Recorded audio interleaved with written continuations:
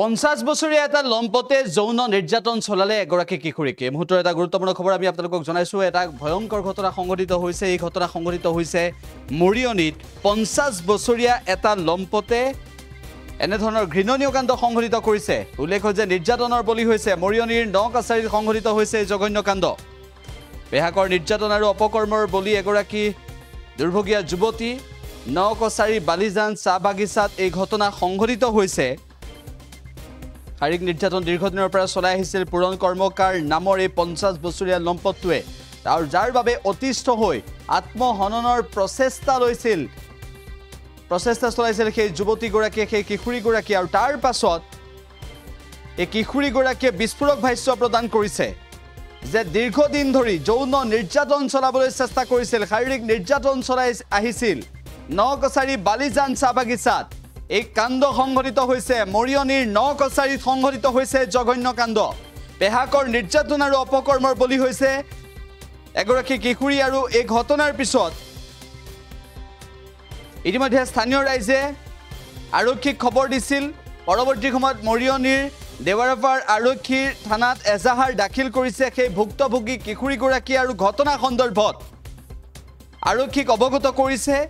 দীৰ্ঘদিন ধৰি পুৰণ কৰ্মকাৰ নামৰ এই 50 বছৰীয়া লম্পটটোৱে যৌন নিৰ্যাতন চলাই আহিছিল এই কিশোৰীগৰাকীক। আৰু অৱশেষত উপায়ন্তৰ কিশোৰীগৰাকীয়ে আৰক্ষীৰ কাষ চাপিবলৈ বাধ্য হৈছিল, প্ৰাণে মৰাৰ ভাবুকিও প্ৰদান কৰিছিল বুলিও ইতিমধ্যে অভিযোগ উত্থাপন হৈছে।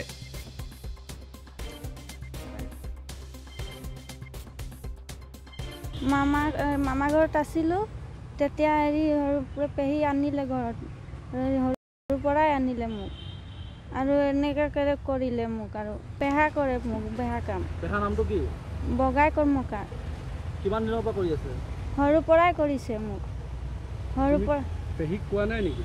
পেহী কৈছিলোঁ, পেহীও একো সোধা নাই। তাৰপাছত দাদাহঁতে একো কৰিবলৈ নোৱাৰে।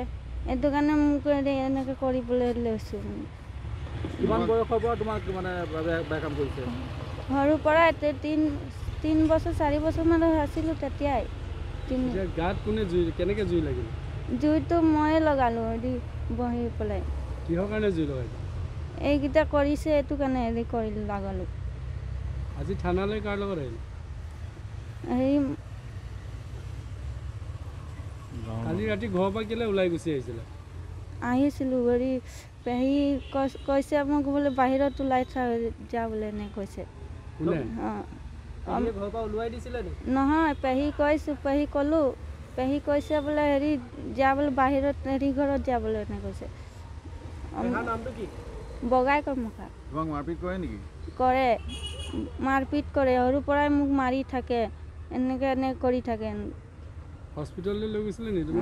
হস্পিটেললৈ গৈছে। কেতিয়া? জ্বলি পেলাই তাত আছিল, তেতিয়া জ্বলিছিলোঁ। দৰৱ চৰব খাবলৈ দিছে। এইকেইটা কৰিছে, এইটো কাৰণে দৰৱ খুৱালে মোক। বেয়া কাম কৰিছিল? বেয়া কাম কৰিছিলে, এইটো কাৰণে দৰৱ খুৱালে। আমাৰ দেৱাৰাপাৰ চাহ বাগিচাৰ 6 নম্বৰ লাইনৰ ছোৱালীগৰাকী হৈছে 21 বছৰীয়া যুৱতী এগৰাকী। ছোৱালীগৰাকী তাইৰ পেহাকৰ ঘৰত আছিলে। তাৰ মাক দেউতাক মানে সৰুতে ঢুকাই গ'ল। মাক দেউতাকে ঢুকাৰ কাৰণে ছোৱালীগৰাকী তাৰ পেহাৰ ঘৰত আছিলে। পেহাৰ ঘৰত থাকোঁতে বহুত দিনৰ পৰা আমি গম পাই আছিলোঁ যে মানে ছোৱালীজনীক শাৰীৰিকভাৱে নিৰ্যাতন চলাই আছে, ধৰ্ষণ কৰে বুলি। তাৰপিছত যোৱাকালি কি হ'ল, ছোৱালীজনী পলাই ওচৰৰে মানে এঘৰত থাকিলে। থকাৰ পিছত ওচৰৰ যিগৰাকী মহিলা তাই আমাক খবৰ দিলে যে এনেকৈ ঘটনা হৈছে, ঘটনাটো আপোনালোকে অকণমান আহিব লাগে। তাৰ পাছত আমি লগালগে আহিলোঁ। আহি কিনে আমি ছোৱালীজনীক আমি সোধা পোছা কৰিলোঁ। ছোৱালীজনীক আমি দেখিলোঁ, তাই যথেষ্ট মানসিকভাৱে ভাগি পৰিছে। ছোৱালীজনী কান্দিছে। কন্দাৰ পিছত আমি গোটেইখিনি কথাখিনি তাইৰ পৰা লৈ তাইক অকণমান আমি সাহস আৰু মনোবল দি আমি লগালগ থানাত লৈ আহিলোঁ।